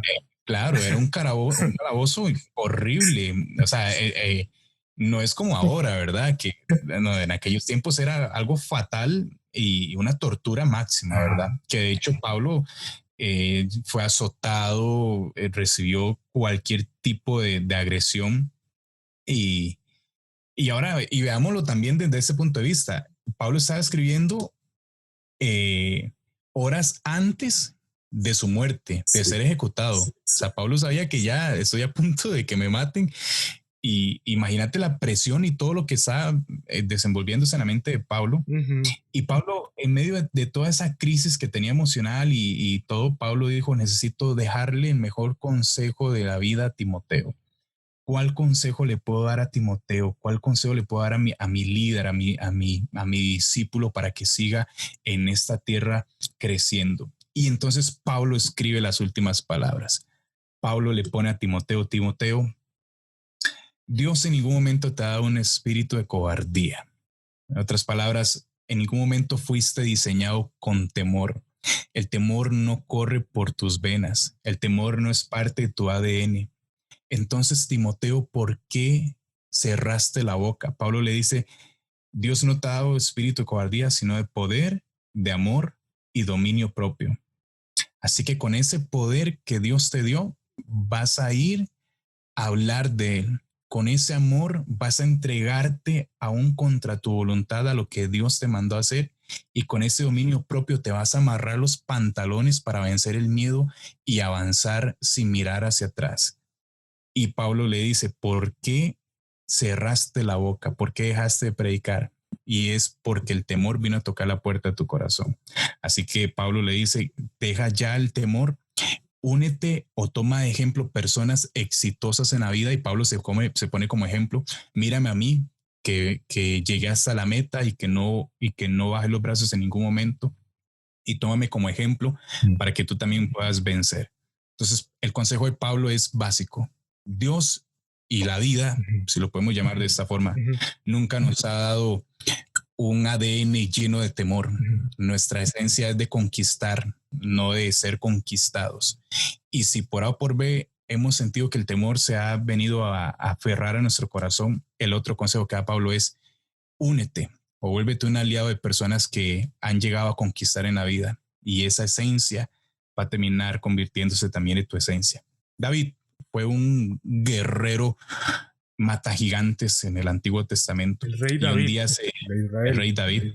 Ajá. Y un día se encerró en una cueva llamada la cueva de Adulam. Y con esto voy a cerrar. Vea, esto que le voy a decir está voladísimo. Yo siento que estoy predicando aquí ya, pero no, vamos a aterrizar. Eso que le voy a decir está bravísimo. David anda huyendo no por temor, sino por respeto de Saúl. Saúl lo quiere matar al rey, a David, que en ese momento no era rey todavía. En ese tiempo el que era rey era Saúl. David está huyendo porque Saúl lo quiere matar, porque el pueblo prefiere a David que a Saúl como rey. Entonces David, para no matar al rey, y obviamente para no dejarse matar, David lo que hace es escapar, no por temor, sino por respeto. Es como que ahorita lo buscara David, uno, es como que ahorita don Carlos, el señor Carlos Alvarado lo buscara uno para matarlo. Sí. Entonces uno dice, yo lo quiero matar. Exacto. Y uno dice, bueno, por respeto mejor huyo para no tener ni que hacerle daño ni que me haga daño. Por respeto y por sabiduría y por prudencia. Muy sensato, yo no me voy a defender. David, claro. No me voy a defender porque si no me termina yendo peor a mí. Exacto. Pero tampoco me voy a quedar con los brazos cruzados porque de igual forma me va a ir mal. Entonces David qué dilema. Agarró. Sí. Entonces David dijo, no, mejor huyo y me escondo hasta que pase este tumulto que está sucediendo. Claro. Entonces David comienza a escapar hasta que llega a un lugar y se mete dentro de una cueva. Esta cueva donde David se fue a refugiar se llamaba la cueva de Adulam. La cueva de Adulam. Esta cueva era reconocida porque ahí se iban a refugiar todos los desdichados de la sociedad, los menospreciados, los cobardes, los mendigos. O sea, lo peor de la sociedad se iba a refugiar a esta cueva, a la cueva de Adulam. Wow. Entonces, todas las personas que habitaban en esa cueva eran lo peor, los endeudados, o sea, bueno, pongámosle, es feo etiquetar, de hecho hace un momento dijimos que no etiquetáramos, pero pongámosle que era lo peor de la sociedad, lo que usted se le venga a la mente de lo peor de la sociedad estaba en esa cueva de Adulam. Y ahí fue donde fue a parar David, el valiente David, el guerrero David, el que recién acaba de matar a un gigante llamado Goliat. Y ahí estaba esa historia, claro. Y resulta que entonces David se esconde allí. Cuando David se está escondiendo ahí, uno de los desdichados que estaban refugiándose allí se da cuenta que ahí está el valiente, el guerrero David. Y cuando se da cuenta, este hombre comienza a regar la bola entre todos los desdichados y endeudados y cobardes que estaban dentro de la cueva. Claro. Y comienzan a decir, de boca en boca empiezan a decir, no, si ahí está el valiente David, ahí está el guerrero David, empiezan a decirlo entre boca en boca, hasta que toda la gente que estaba en la cueva se dan cuenta que ahí está David el valiente. Y cuando se dan cuenta, llegan donde David, se presentan delante de David y le dicen, David, nosotros somos desdichados, nosotros no servimos para nada, pero queremos dedicar nuestra vida a servirle a usted. Si le servimos para algo, aquí estamos. Y en ese momento David el valiente, toma a todo este gran ejército de cobardes, de endeudados, y los comienza a formar. Y los comienza a formar y a formar. Y más adelante, en los capítulos siguientes, todo este ejército de cobardes llegan a tener un cambio de nombre, y a este ejército de cobardes después se le llega a conocer como el famoso ejército de David, y en otras versiones le llaman los valientes de David o los 300 valientes de David. Esos 300 valientes de David fueron en algún momento cobardes, desdichados, endeudados, pero cuando se ligaron a la persona correcta, el miedo tuvo que soltar las garras de sus vidas y el temor se tuvo que ir. Comenzaron a ser formados, a quitarse la cobardía, se volvieron valientes, fueron personas prósperas, fueron expertos en batalla, fueron llamados los valientes de David. Entonces, ligarnos a la persona correcta puede provocar que ese miedo que nos está paralizando nos suelte y que también nos forme para poder llegar a ser grandes guerreros y triunfadores en la vida. Qué impactante esto que dices.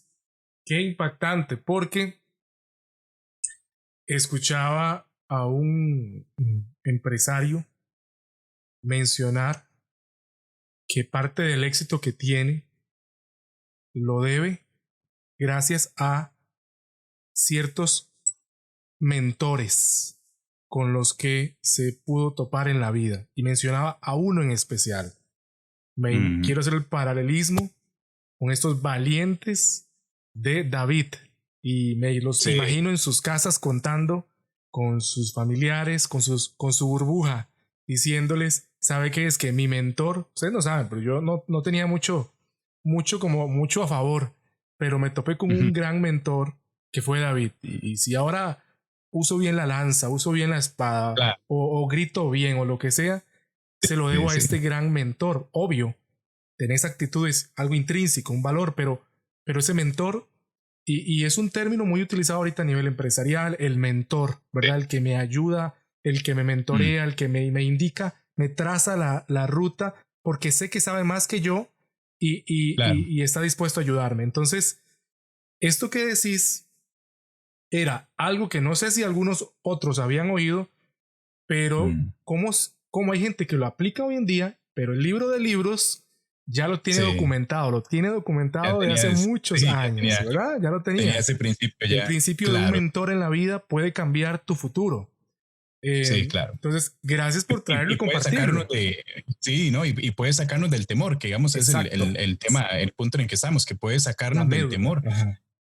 Puede generar en nosotros esa confianza y formar esos talentos que nos ayuden a pasar por encima del temor. Mike Murdock, como lo decía ahora al principio, que citamos por ahí una frase de él, Mike Murdock dice que la mentoría es el conocimiento, la madurez y la experiencia sin el sufrimiento y sin el dolor. Bueno, de una forma extendida, mis palabras, ¿verdad? Voy a cambiar el título y le pongo Byron Salazar, por favor. Sí. Pero la mentoría es eso, ¿verdad? Ligarnos con una persona que nos pueda formar Exacto. es garantizarnos que vamos a ganar experiencia, que vamos a ganar madurez y crecimiento sin atravesar el valle del dolor. Espectacular. Entonces, es impresionante el tema de la mentoría, Sí. y todo esto genera sacarnos del temor. Que todo lo que hemos hablado creo que radica en lo mismo, el conocimiento. Claro. El conocimiento hace que la duda no venga a tocar nuestro corazón, y la duda y la duda hace que el temor no venga a hacerse una realidad en nuestra mente. Increíble. Eso va a generar que tengamos pensamientos sanos. Teniendo pensamientos sanos, no vamos a estar viviendo aliados al temor, y esto va a provocar que podamos tener una vida triunfante. Y por eso es necesario en ocasiones tener un mentor que nos venga a formar, que venga a sacar lo bueno de nosotros, que venga a traer conocimiento a nuestra vida. Uh-huh. El conocimiento va a disipar la duda, Uh-huh.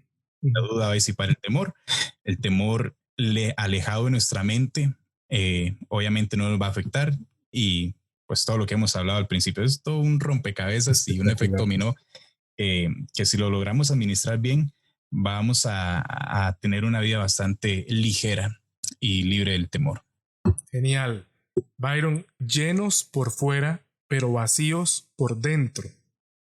Wow, vivimos en una sociedad en donde, bueno, a veces es más importante el envase que el contenido.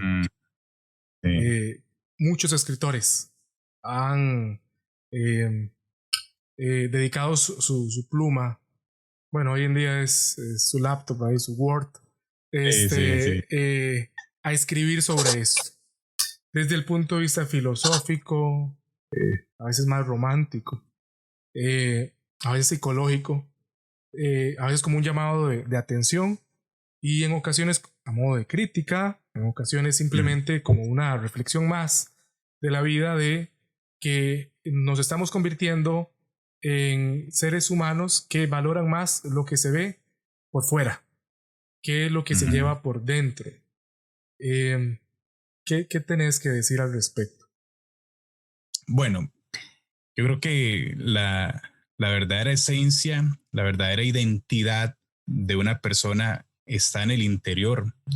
Lo que somos a nivel externo es simplemente un reflejo distorsionado de lo que realmente somos internamente. Uh-huh.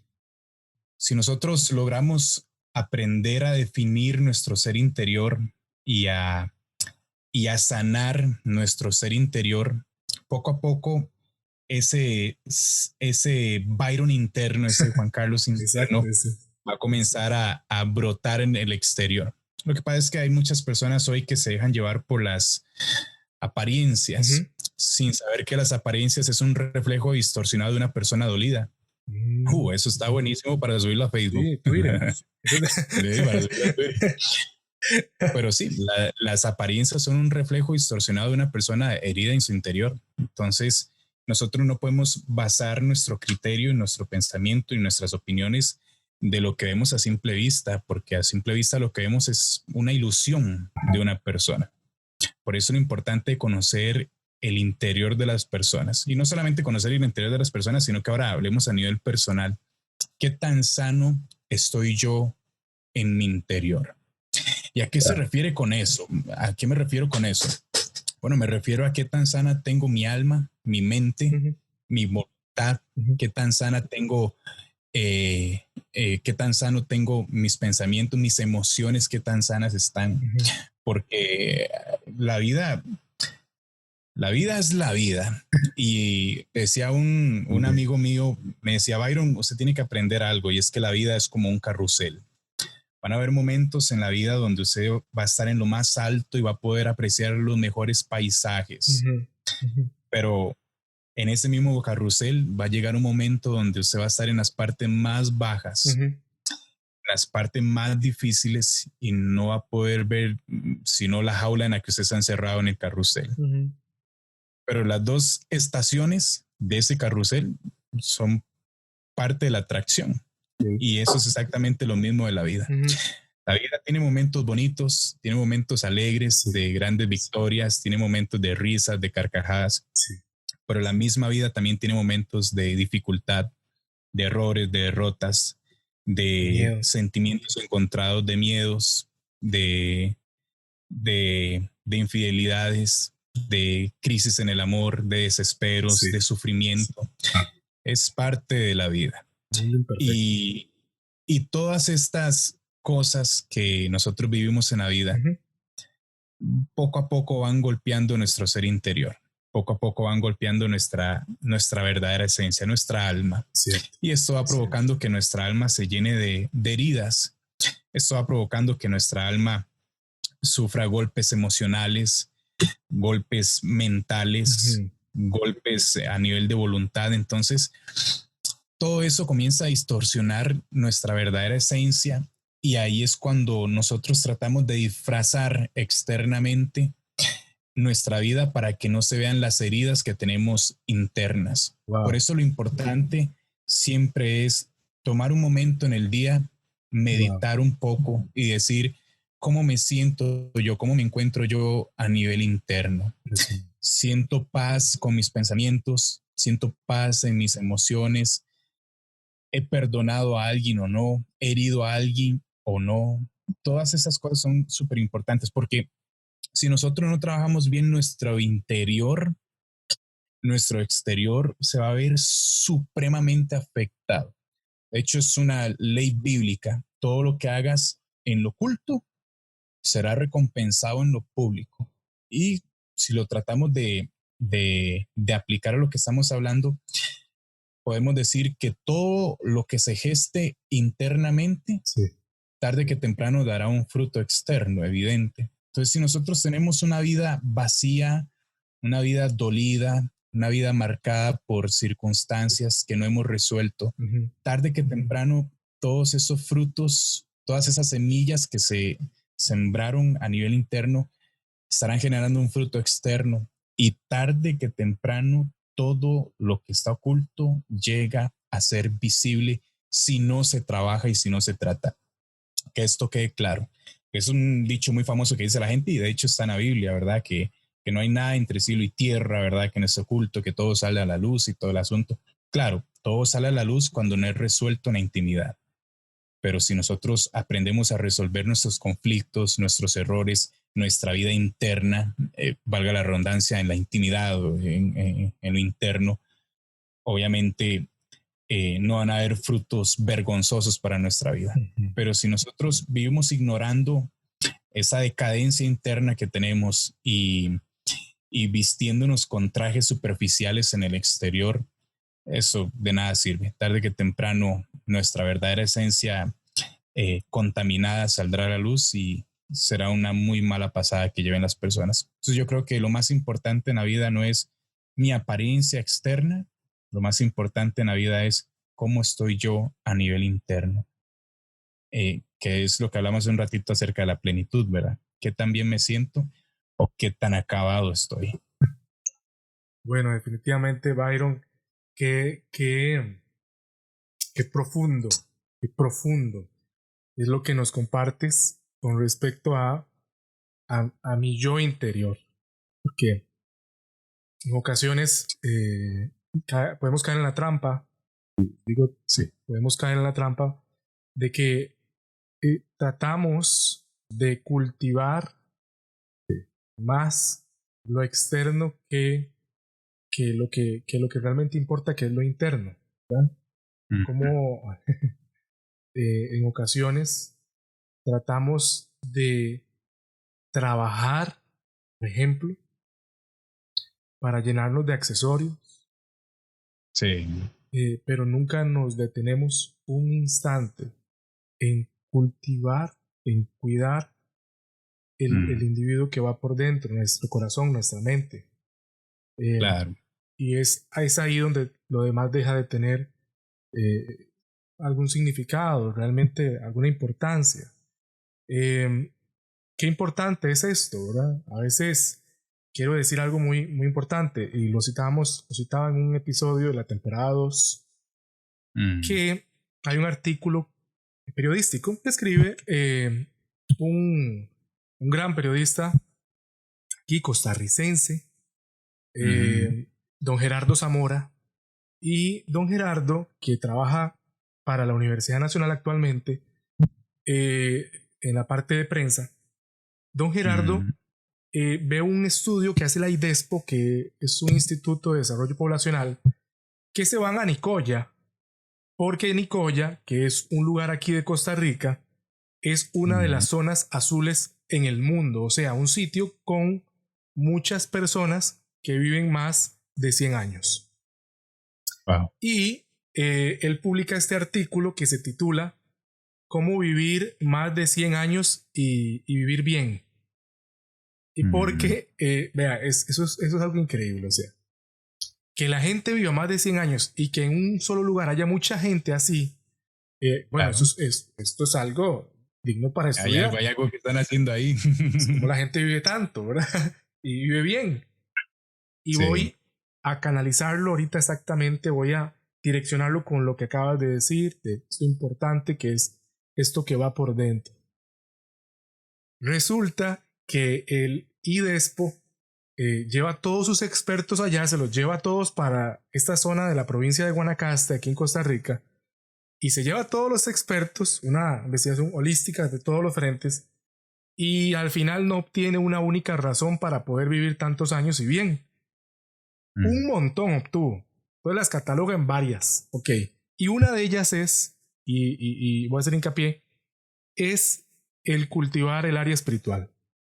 Resulta que la gente de allá de la península de Nicoya hay un común denominador en todas estas personas que han vivido más de 100 años y que viven bien. Porque recuerde algo muy importante, la gente que vive más de 90 años ve morir al 90% de sus familiares. Entonces, estos son golpes emocionales muy fuertes. Por ejemplo, poner a un padre a enterrar a sus hijos. Esto no tiene casi... Bueno, eso es muy fuerte, muy fuerte. Sí. Y entonces como alguien sobrevive a cosas como estas y sigue avanzando y sigue ganando calendarios y sigue. Ok, ¿cómo lo hace? Bueno, resulta que el área espiritual en estas personas es robusta.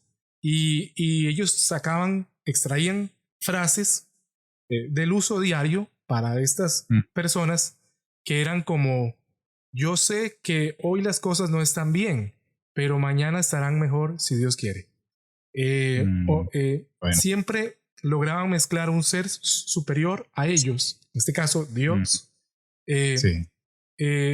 Y parte de lo que estaba sucediendo no trataban ellos mismos de tratar de resolverlo por sí solos, sino trataban de que ese ser superior fuera uno con ellos uno con él, y de esta manera poder vivir la vida no sintiéndose solos. En el fondo se sentían por dentro acompañados. Entonces, al final no estaban vacíos. Eso es lo que concluye parte del estudio, que al final de la jornada no es tanto lo que esté a su alrededor o lo que esté externamente lo que te ayuda a vivir mucho y bien, sino lo que ocurre por dentro. Y apuntan ellos que cultivar el área espiritual es uno de esos puntos. Claro. Y dicho de otra forma, es el no estar vacío por dentro, el tratar de llenar tu espíritu. Te hace vivir bien. Sí, yo creo que es súper fundamental tener esa llenura interna, ¿verdad? De hecho, el ser humano está constituido por diferentes partes, ¿verdad? El ser humano tiene el alma, tiene un espíritu, ¿verdad? Y una de las cosas interesantes del espíritu humano es que ese espíritu nos da una capacidad espiritual, ya que la palabra lo dice, muy interesante. Y es que el espíritu nos da la capacidad de tener intuición, de tener comunión y de tener conciencia. Todo esto que es la conciencia y la intuición radica en el espíritu del humano. ¿Y eso qué significa?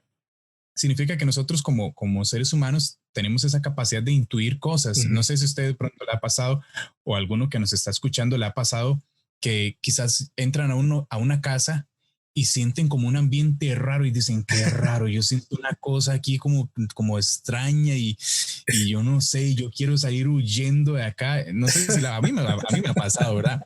O entro quizás a alguna tienda y yo entro a una tienda y digo, qué raro, siento como la gente le llama una vibra rara, ¿verdad? Unas malas vibras. Y eso es porque esa capacidad de percibir cosas que quizás visiblemente no podemos ver se encuentra en esa esencia espiritual que tiene el ser humano. Todo un Como tema también, ese.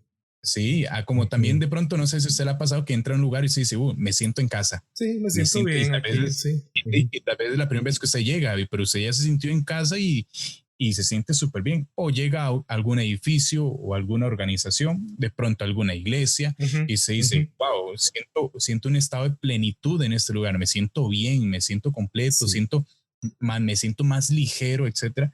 Es porque el espíritu está recibiendo esa intuición del ambiente que se mueve en ese lugar. Es un tema profundo. Todo un tema. También está lo que es la conciencia, ¿verdad? Que todos la tenemos. ¿Qué es la conciencia? Es simplemente esa voz interna que nos dicta entre lo que está bien y lo que está mal dentro de la sensatez humana, ¿verdad? Entonces, hay personas que de pronto quizá no tuvieron una buena educación, pero sí tienen esa conciencia que les dicta que hacer X cosa evidentemente está mal y va contra las leyes morales del ser humano, ¿verdad? Y eso es una verdad sin un previo conocimiento. Todo eso radica en el espíritu, pero donde quiero hacer énfasis es en la comunión.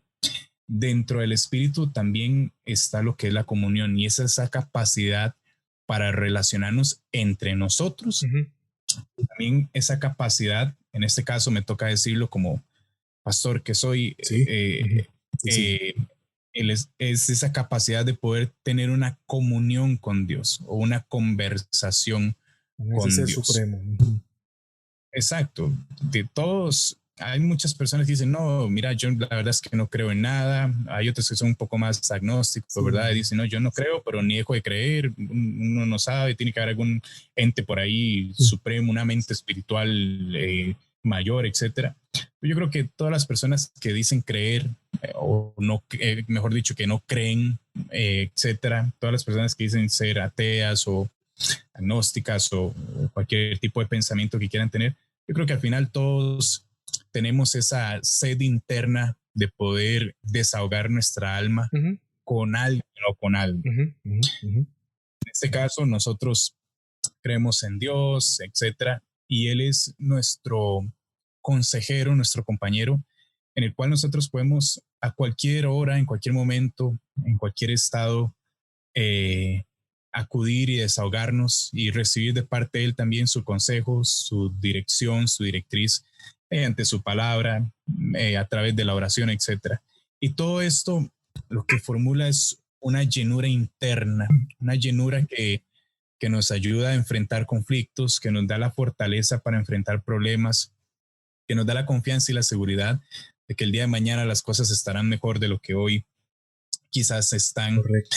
Y todos, sin importar el credo o el pensamiento que tengan, todos tienen esa necesidad de acudir a ese ser supremo que nos ayude a enfrentar esas circunstancias que humanamente a veces ya no podemos enfrentar. Entonces, esa llenura interna es muchísimo más importante y más delicada que cualquier agente externo que nosotros tengamos, que cualquier cosa externa que queramos reflejar o que queramos tener. Una de las palabras que hay en la Biblia es: yo deseo que tú prosperes en todas las áreas, así como tu alma está prosperando. Wow. Lo que la Biblia está diciendo es, si tú estás, este versículo muy interesante y no quiero extenderme mucho, pero quiero explicar bien este versículo. Hay mucha gente que predica eso.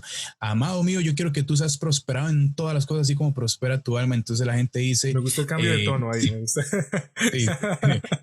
Entonces la gente dice, bueno, entonces si yo prospero en el alma, voy a prosperar en todas las cosas y que no sé qué. Y no, digamos, lo que realmente la Biblia nos está diciendo en ese episodio es que así como yo dedico tiempo para crecer y aprender en diferentes áreas de mi vida, también yo tengo que aprender a dedicar tiempo para aprender y crecer en mi ser interno, mi ser interior.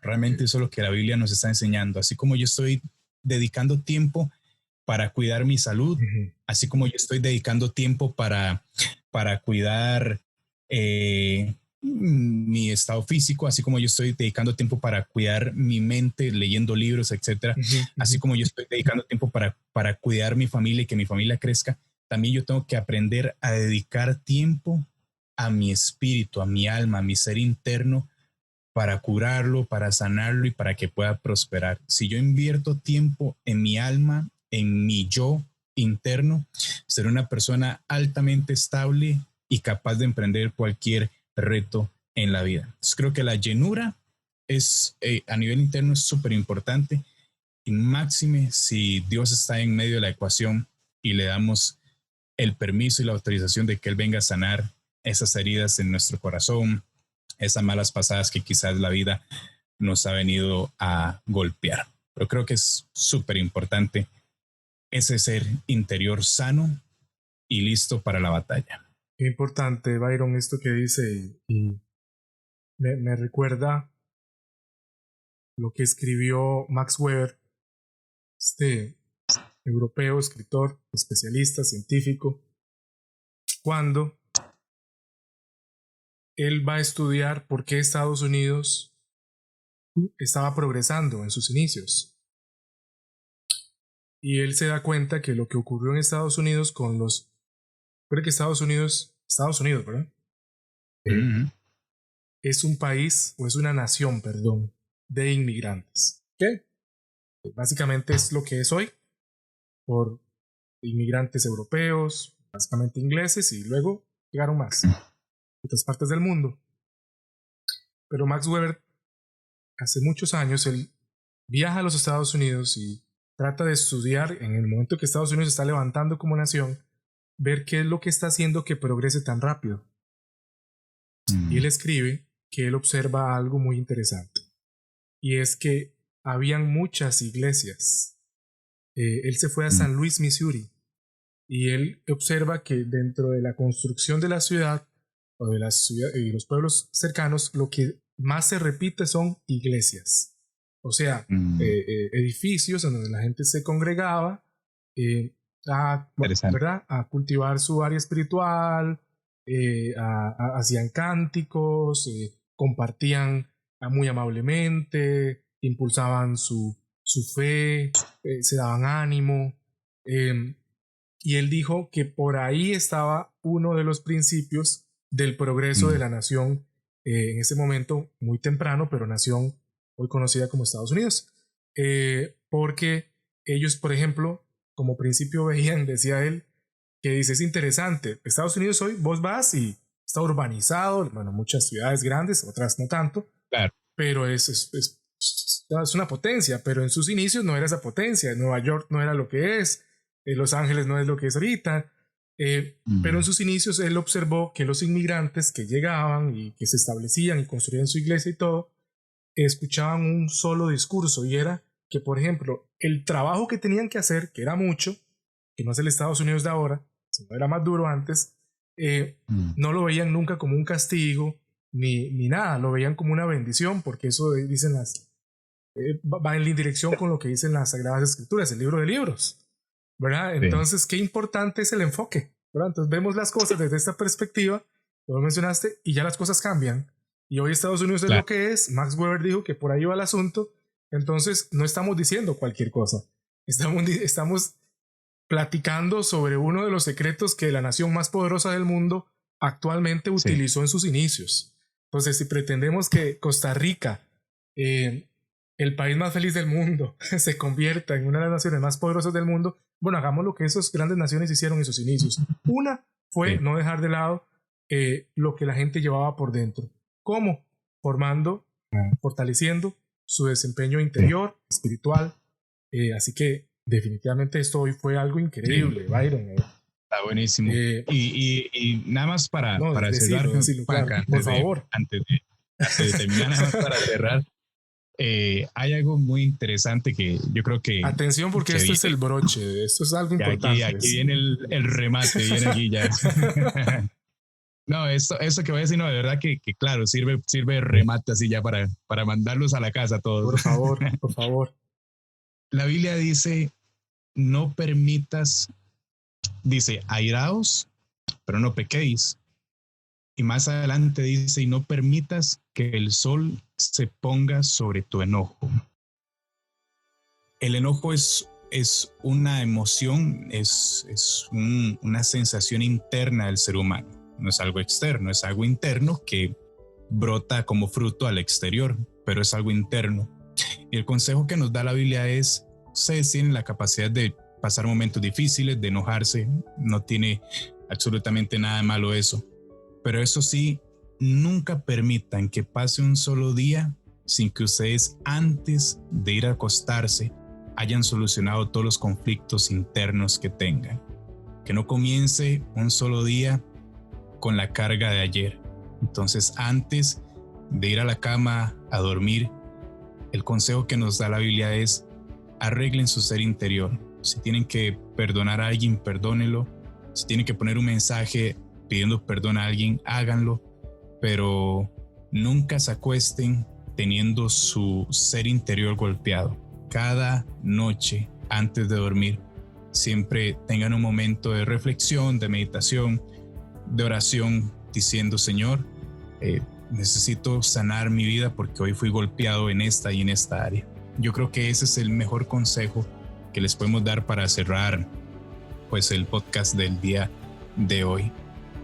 Tengan siempre su ser interno sano, sana las emociones, sano los pensamientos, sana esa capacidad de actuar. Y si hay algo que durante el día les golpeó, que no termine el día sin antes haber solucionado ese conflicto. Y así tendremos una vida más ligera, una vida más confortable, una vida en plenitud, una vida exitosa, pero sobre todas las cosas, una buena calidad de vida. Que Dios los bendiga. Qué bueno, Byron, qué bueno. Byron, ¿dónde podemos encontrarte y cómo podemos encontrarte en las redes sociales? Bueno, nos pueden buscar en Facebook. En Facebook aparecemos como Pastor Byron Salazar. Esto siempre lo digo en la radio. Aparecemos como Byron Salazar con B de bueno, ¿verdad? Y con Y, Byron Salazar. Así aparecemos en Facebook. En Instagram aparecemos igual como Byron Salazar. Y en YouTube, tenemos un canal por ahí de YouTube donde pasamos subiendo mensajes, cortos ahí o videoclips en la radio, etcétera, diferentes cosillas y contenidos que grabamos para nutrir ahí YouTube. Y aparecemos en YouTube también como Pastor Byron Salazar. Así que sería genial que por ahí se den una vueltita y nada, y que por ahí nos escriban y con todo gusto vamos a estar respondiendo quizás si tienen alguna pregunta o en lo que podemos ayudarles con todo gusto. Si sea simplemente escucharles, va a ser un honor poder ayudarles y en lo que podamos pues echarle la mano con todo gusto lo vamos a hacer.